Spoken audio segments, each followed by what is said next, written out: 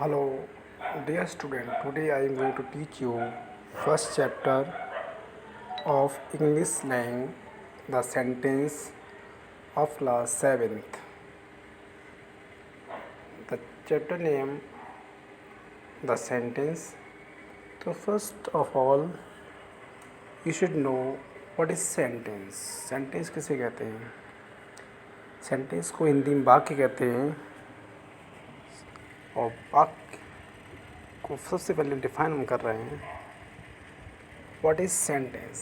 A group of words which makes a complete sense is called a sentence. यानी a group of words which makes a complete sense is called a sentence. यानी शब्दों का ऐसा समूह जिसका कोई सार्थक अर्थ निकले उसे वाक्य कहते हैं. फॉर एग्जाम्पल दिया हुआ है जैसे इसमें डिफाइन अलग तरह से दिया है. We use words when we speak और write. We usually use these words in group in correct order. ये भी डिफाइन है, लेकिन जो मैंने आपको डिफाइन बताया है, डेफिनेशन बताया, वो बहुत अच्छा है.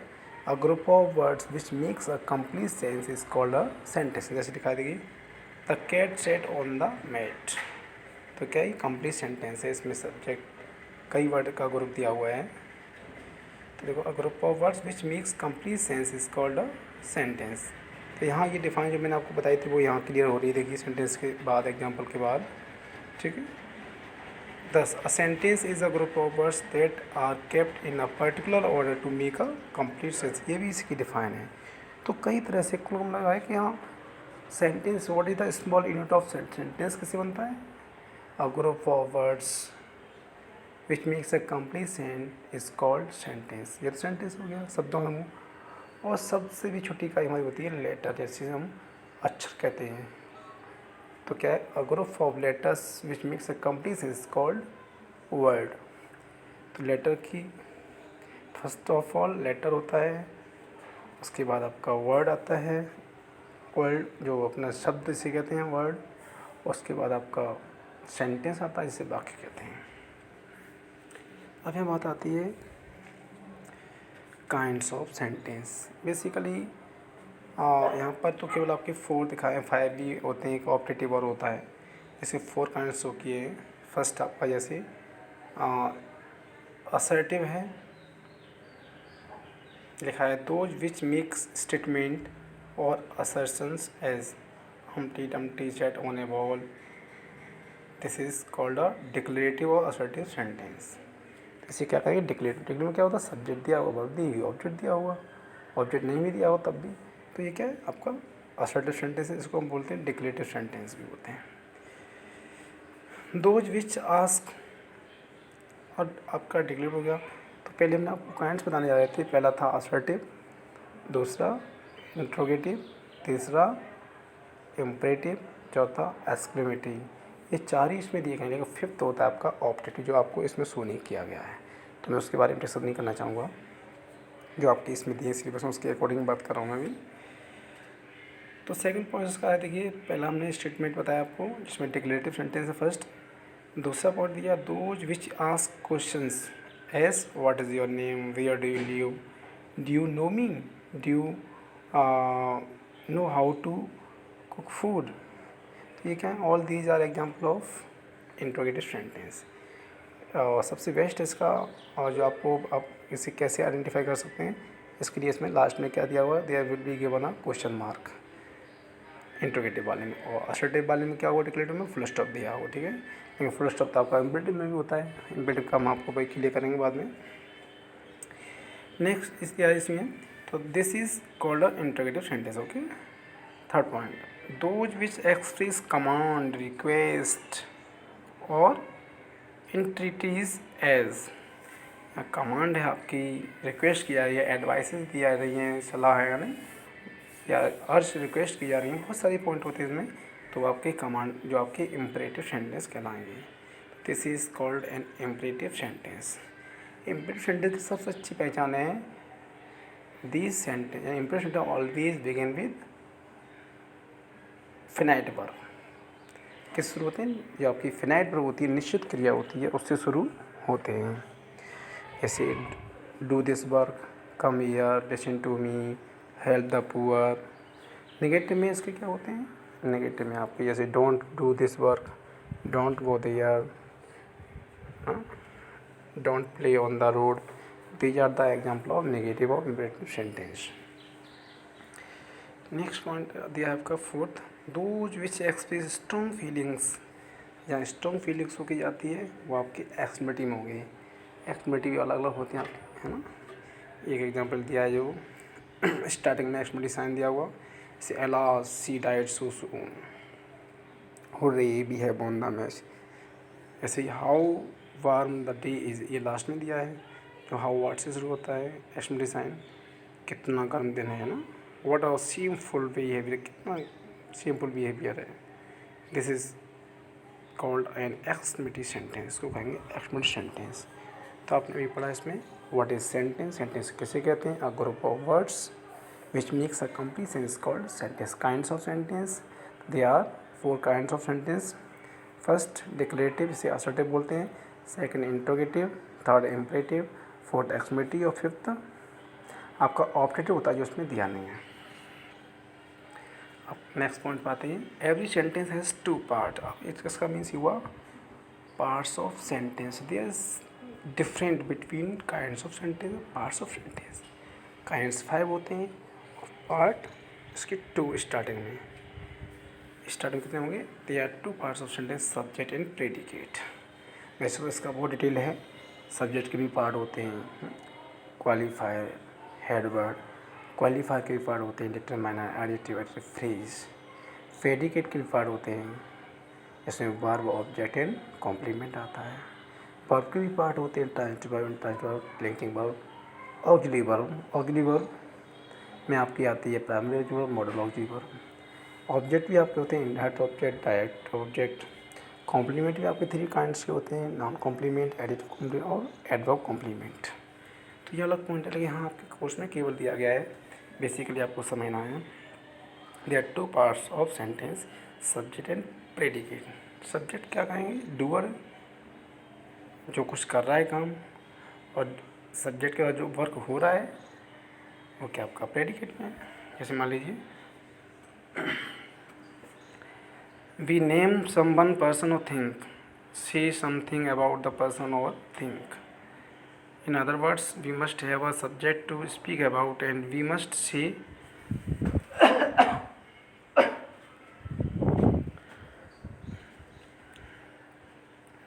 or predicate something about that subject. So the part which names the person or thing we are speaking about is called the subject of the sentence. इसे दिया देखिए इसमें द पार्ट विच, अब जैसे मान लीजिए मैं एग्जाम्पल दें, राम प्लेज हॉकी। राम क्या हो गया? The subject, plays hockey, play क्या है? वर्ब। यानी when remaining part of the sentence after the subject is called predicate. You can see in the beginning of the verb, जब कहीं वर्ब दी हुई है it means that is called predicate. और उससे पहले जो पार्ट दिया हुआ है, there may not be single word of subject, there will be more than 2 words also in a subject part. B point, the part which tell something about the subject, और subject के बारे में जो कुछ कहा जाता है उसे क्या कहेंगे? Is called the predicate of the sentence. उसे सेंटेंस का प्रेडिकेट कहा जाता है। नेक्स्ट है सब्जेक्ट प्रेडिकेट के फॉर एग्जाम्पल कुछ एग्जाम्पल दिए हुए हैं। सब्जेक्ट प्रेडिकेट, सुरेश रन्स, आगे होता है सुरेश रन्स वेरी फास्ट, या Suresh running in the field. तो क्या है? सुरेश क्या? It is subject, and other part क्या होगा आपका? रन्स क्या है आपकी जो वर्ब है, इसे क्या करेंगे? प्रेडिकेट करेंगे। वर्ड्स फ्लाई, तो वर्ड्स क्या है? सब्जेक्ट है, फ्लाई क्या है? प्रेडिकेट है। अब होता है words are flying in the sky, तो क्या है? वो भी आपका पूरा पार्ट उसी में प्रेडिकेट में जाता है, वर्ड्स आता है आपका सब्जेक्ट में। गर्ल्स प्ले, लड़कियाँ खेलती हैं, गर्ल्स सब्जेक्ट है, प्ले क्या है आपका? प्रेडिकेट है। हम ऐसे कह सकते हैं girls are playing in the field, तब भी प्लेइंग इन द फील्ड आपका प्रेडिकेट पार्ट होगा और गर्ल्स क्या होगा? Subject part. माई ब्रदर, देखो pass in the exam, my brother क्या सब्जेक्ट है? It is very cold today, it क्या इसमें सब्जेक्ट है। बाकी अदर पार्ट क्या है? इज़ वेरी कोल्ड कहाँ से वर्ब से स्टार्ट हुआ है? प्रेडिकेट है। The dogs work at night, तो वर्क का वर्ब है हमारे, एट नाइट पूरा ये वर्ड ये पार्ट प्रेडिकेट होगा, बाकी स्टार्टिंग का द डॉग्स क्या होगा, सब्जेक्ट होगा। ओके, नेक्स्ट पॉइंट आता है आपको fourth, the subject of a sentence usually comes first. ज़्यादातर क्या है, सब्जेक्ट जो सेंटेंस का होता है वो पहले आता है। आप ये एग्जाम्पल ऊपर देखे होंगे ना, आई एम टीचिंग यू, क्या है, आई क्या है, सब्जेक्ट हो गया। यू आर स्टडिंग, आप पढ़ रहे हो, यू क्या है, सब्जेक्ट हो गया, है ना। But occasionally it is put after the predicate also, कभी कभार क्या है प्रेडिकेट के बाद भी रख देते हैं, जैसे हियर कम्स द बस, तो हियर कम्स क्या है, ये प्रेडिकेट पार्ट हो गया, द बस क्या हो गई, सब्जेक्ट हो गया। Sweet are the use of adversity, है ना, तो इसमें क्या देखिए, sweet are the use of adversity, तो स्वीट आर से इधर का पार्ट क्या है आपका, क्या दिया है इसमें देखिए, प्रेडिकेट, तो इसमें दिया है आपका are the use of adversity, जैसे आपने बस दिया था सब्जेक्ट था, ऐसे ही था यूज ऑफ एडवर्सिटी क्या आपका ये सब्जेक्ट में आ गया, और वर्ब इधर दी है तो वर्ब का पार्ट क्या कहलाएगा, प्रेडिकेट कहलाएगा। Fifth point, however in imperative sentence the subject is left out. In imperative sentence मैंने आपको बताया था, there is no given subject, only you is hidden, you छिपा रहता है, सिट डाउन किसी का आप सिखा जा रहा है, तो ये the subject you is understood है, इसमें क्या है, ये अंडरस्टूड होता है सब्जेक्ट हमेशा इम्परेटिव में। Thank him, here to the subject you is understood, तो थैंक हिम क्या है आपका, इसमें सब्जेक्ट जो अंडरस्टूड है। Okay, next, a group of words which make sense but not complete sense is called a phrase.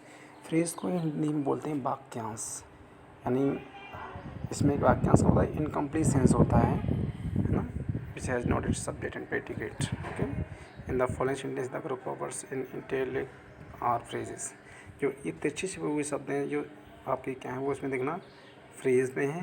These usually do not have subject और predicate, इनमें कोई सब्जेक्ट नहीं होगा ना वर्ब ना आपका प्रेडिकेट होगा।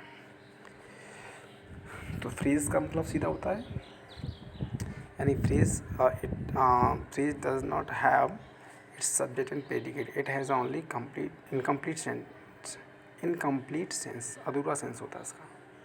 जैसे honesty page in the long run, तो ऑनेस्टी पेज के बाद या in the long run, in the long run क्या आपका फ्रेज है, ये वाक्यांश है एक तरह से, ठीक है। There is no subject and no predicate but it has incomplete sense.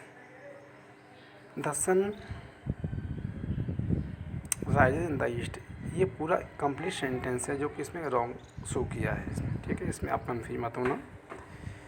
The prime minister's post is not अ, लेकिन इसमें सेकंड वाले में एक चीज़ कंप्लीट सेंटेंस तो, लेकिन हमें आपको इसमें the suns rise in the east, इसमें इन द ईस्ट जो है आपका क्या है, ये फ्रेज है, इसमें आपको थोड़ा रिपीट करना चाहेंगे जो मैंने वही आपको बताया था, इट इज़ कंप्लीट सेंटेंस, ये कंप्लीट सेंटेंस तो है, लेकिन हमें इसमें ढूंढना क्या है कि हमारा फ्रेज पार्ट कौन सा है, तो वो है इन द ईस्ट।